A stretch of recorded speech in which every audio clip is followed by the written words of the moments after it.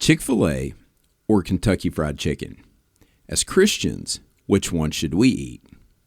Okay, so obviously that's just a hook, and it's definitely not a plug for Chick-fil-A. Realistically, I'm sure God probably doesn't care which one you eat. So why are we doing a series about what Christians should eat?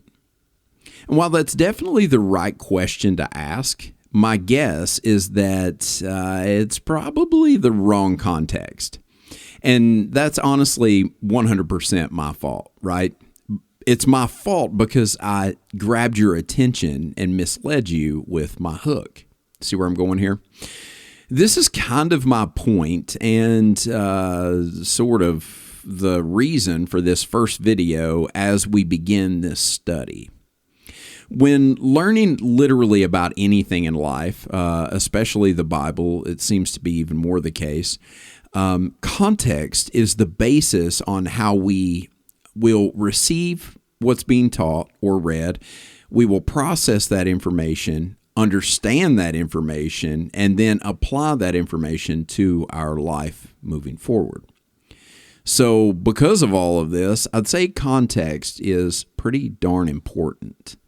Hey, my name is Bobby, and I want to thank you for joining me in this very first video in a series that I'm calling 4-Course Meal. Now, to set the stage, I want you to ask yourself this question. What does being a Christian mean to me? Now, there's a lot of different ways that people could answer this question, but I'll give you an example of a few. Some may believe that becoming and being a Christian is a one-and-done type event, and we'll talk more about these different ideas in the future, and you'll kind of pick this up as we go through the series.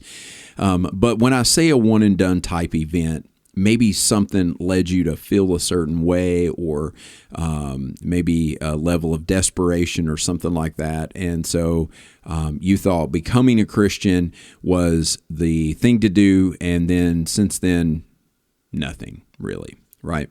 Some may believe that the Christian life is a process, like it's a constant work in progress. And that's fair. Others on the outside looking in may believe that Christians are rude or maybe a little holier than thou. And conversely, those same types of people looking in may think that Christians are suckers or weird or time wasters, right?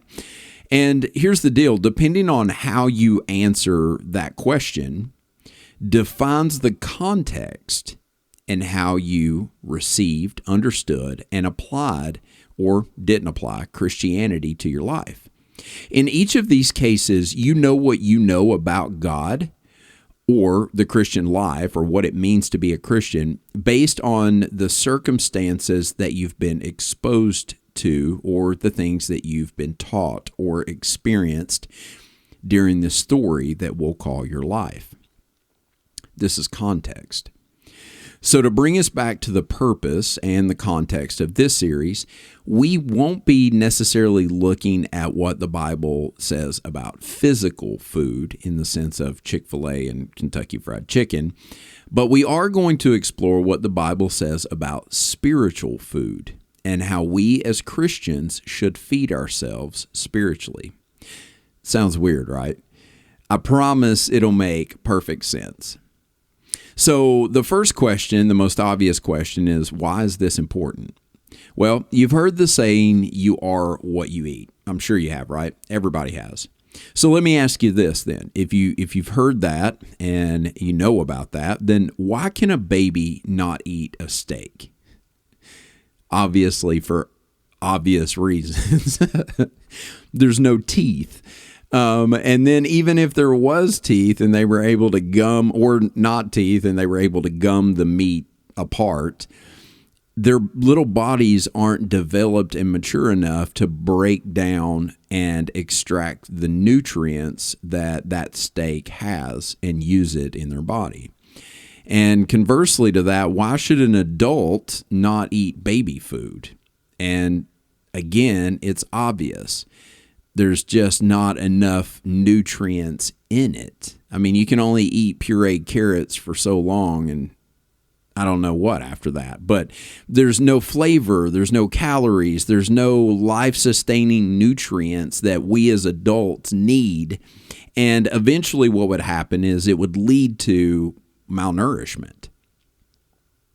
So let's use what we just talked about and that kind of idea, and let's look at what the Bible says about food and how we can take what we know about the importance of physical food and nutrition and apply that to our lives in the form of spiritual food. Deuteronomy 8 is where we're going to start out, just to kind of get us introed into this series. And to summarize on it so that we don't have to read the whole chapter, it's sort of an after-action report. So if any of you guys were in the military, you remember AARs. But this is post the Israelites' 40-year journey through the wilderness after being rescued out of Egypt. Again, most of you should have probably heard this story or seen the movie or whatever, but, Moses goes to Pharaoh and says, "Let my people go." And Pharaoh says no, and so God sends the plagues, and eventually Pharaoh says yes, and so Moses gathers all the Israelites up out of Egypt and leads them out of there, right? But then just a little while later, Pharaoh's like, darn, I shouldn't have done that. I need them back. So he comes after them. And this is where you get the stories of God parting the Red Sea so that the Israelites could pass through. And then he closed the sea back in on the Egyptians that were following.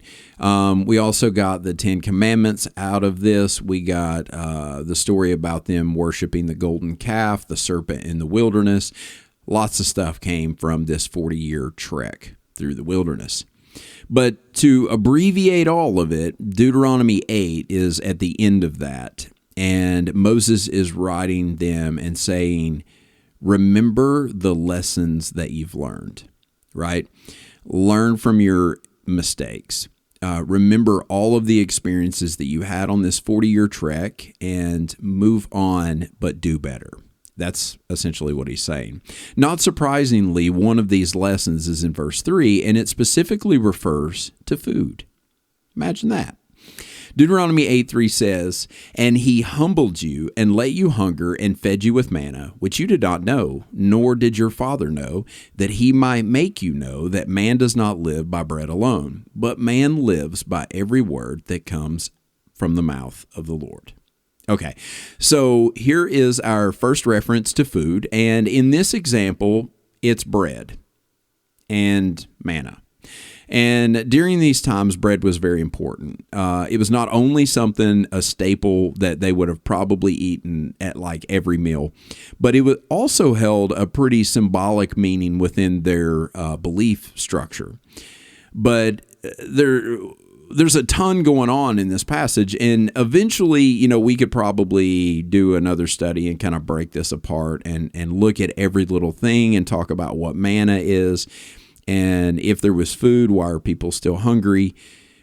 But for this study, there's two things I need you to see. One, think back at what we just talked about nutrition and babies and adults and that kind of thing. Think about everything that you know about physical food and its importance in your life, how it's necessary for nourishment, for nutrients, for energy, for health, and ultimately for sustaining life. God says that there is something more important, more necessary for sustaining life than food, than physical, actual food. Okay, so remember that. And two, I need you to remember this association with bread. No, we're not going to dig into all of the meat and potatoes. I don't know if pun was intended there in this study, in this episode. But I do need you to remember this association with bread, because we're going to revisit this in a more meaningful and significant way in a couple more episodes. Okay. So if all we're talking about is bread so far, where did we get 4 courses from? Okay. So, as I've mentioned before, humans are designed to eat certain foods at certain stages in our lives, right? We graduate. Gerber, I think, has like graduation stages or something on their baby food now. So we graduate from stage to stage, and we hit certain food groups and expand our palates and all of that stuff as we grow and mature, right? And that's a pretty logical statement. It's pretty obvious. But look, think about it this way. So I'm a father of four. My oldest son is 9, and my youngest son is just over 1 now. And then I don't want to leave him out. I have twin girls that are in the middle. But here's the deal. My 1-year-old, when we sit down to eat, my 1-year-old, in most cases, is not eating the same thing that my 9-year-old has on his plate, right? Again, we've talked about this. But here's something cool. At one point in time, my 9-year-old did eat what my 1-year-old is currently eating. But he matured. He grew up. He graduated into these new stages. In the same way, spiritual food, and what we will learn are the words of God, as Deuteronomy 8:3 defines, are designed to be eaten at different stages in our spiritual life. And even though that's how God designed it to work, it's not typical for us to follow this so-called spiritual diet in this modern culture. And this is one of the reasons why I believe personally that new Christians may struggle early on, or even experience a little bit of a burnout. I remember when I first became a Christian, this has been, years ago. I was young, and I was so excited about it, and I wanted to know everything that I could. The human brain like hungers for knowledge, right? And so because this was new to me, I wanted to know everything I could know about it. And so I dove into things that were super deep and way over my head. And pretty soon I got kind of discouraged about it because I didn't understand what I was reading and what I was trying to learn. And so eventually what happens is I get back to more of a basics level, which is where I should have been to begin with. But then here's where I feel like a lot of Christians get stuck. Psychologically, I think that we get it in our brain because we didn't understand the complicated and super deep stuff when we first started.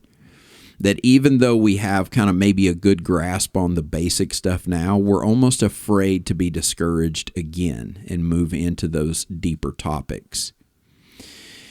So this is honestly what I think the problem ends up becoming, just a comfortable rut. And then we fall into what I'll call kind of like a check-the-box mentality when it comes to Christianity.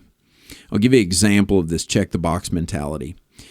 If I was to ask you, or let's separate it this way. If we were to ask a non-believer, but I think most believers would also fall under this category. As a Christian, what is something that we really need to do or have to do? And I could almost guarantee you that the most popular answer will be go to church. And while church is an amazing place, it's a great place to be together with other believers. It's a great place to commune and fellowship with other believers. The post-Jesus church track record has never been very great. Paul actually left us some pretty crazy church stories in the New Testament, and we can read about them. I'll kind of give you a few examples. At the church of Galatia, they had literally deserted the teaching of the gospel and went back to the teaching of Mosaic law. In theology, this is known as apostasy, and it just means reverting back to the old ways. At the church in Rome, they were teaching in a way that they were better than the Gentiles. We'll talk more about the Jews and Gentiles, but the basis of understanding is they had this holier than thou attitude, and they felt like they deserved what Jesus did for them, like that they had earned it, and they didn't think that the Gentiles deserved God's love. But like the Gentiles, they didn't deserve God either. At the church in Corinth, I don't even know where to start really. They were letting false teachers come in and teach. The Bible says that they were having quarrels about who to follow. And that's in reference to like what doctrine to follow. There were people suing each other. There was a bunch of sexual stuff that Paul said even pagans wouldn't tolerate. All kinds of stuff here. This church in Corinth actually reminds me of the modern day church. I could go on and on, but I think you get my picture, right? The point is that going to church as we know it today, it's not the buffet that's going to feed all of our spiritual needs. Again, that's not to say that there aren't great Bible teaching churches out there and that we shouldn't go to church. It's just to say that even though the common belief or theme is that church fixes all, church isn't what determines our spiritual growth. However, just as we see in the Bible in these few examples, it can actually hinder your growth if you aren't being taught in the right context. Being a Christian and maturing spiritually isn't a to-do list of tasks that you can just check off. Just like a newborn baby grows into a toddler, then a child, then a teenager, then an adult, so also the Christian should grow and mature. Theologically, we call this process sanctification, and through this series, we're going to look at what the Bible says about this process. So this is why we're calling this series 4-Course Meal, because there are different stages of spiritual nourishment and growth. And if you want to learn about the importance of spiritual growth and discipleship, you should probably go ahead and hit that subscribe button. I hope you'll join me as we walk through this. I think it's going to be a 5-episode mini-series where we'll look at what the Bible says about milk, bread, meat, honey. Yeah, milk, bread, meat, and honey. When it comes to spiritual diet. So there's that's 4-Course Meal. But it's 5 episodes. The numbers were throwing me off. 5 episodes because this one's more of an intro video. Finally, guys, listen, if you've enjoyed this video and you're excited to see more, please hit that like button. It really, really helps us out more than you know. And if you want, I would encourage you to share the video with family and friends as well. Also, while you're here watching, go check out our channel trailer. It'll also give you some more information about where we're going with this channel and what you can expect. There's going to be a link for that down in the description below, along with some other information. And you can also learn more about just everyday life as a Christian to get how to get those biblical answers and so on and so forth. Always going to be a bunch of information down in the description below. So anyway, guys, thanks again for watching, and I'll see you guys in the next video.